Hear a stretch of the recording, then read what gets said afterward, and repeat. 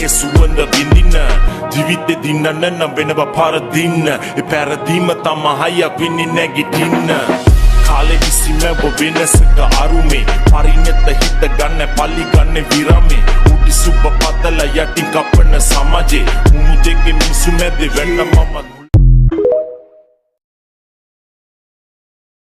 සේන් bolt කියලා තියෙනවා මම තප්පර 9ක් දුවන්න අවුරුදු 4ක් මහන්සි වුණා කියලා. ඒ වගේ මෙයා කියලා තියෙනවා work is behind the scenes. Competition is the easy part. ඒ කියන්නේ තරඟය ඊටාම පහසුයි. ඒත් අමාරුම වැඩේ තියෙන්නේ තරඟයට කලින් ඉරේ පිටිපස්සේ කියලා.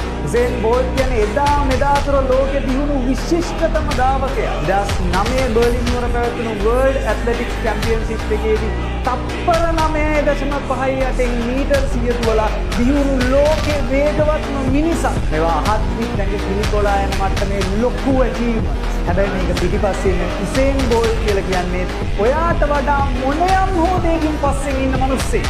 හැමෝටම හැමදේම බෑ.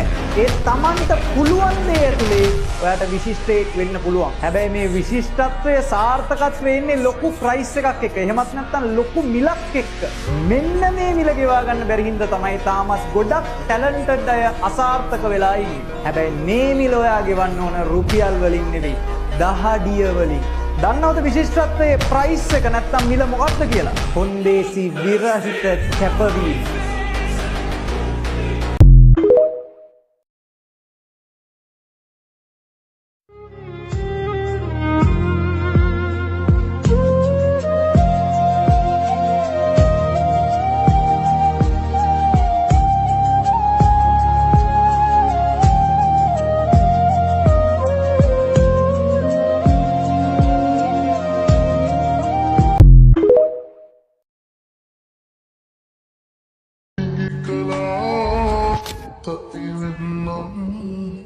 Sorry,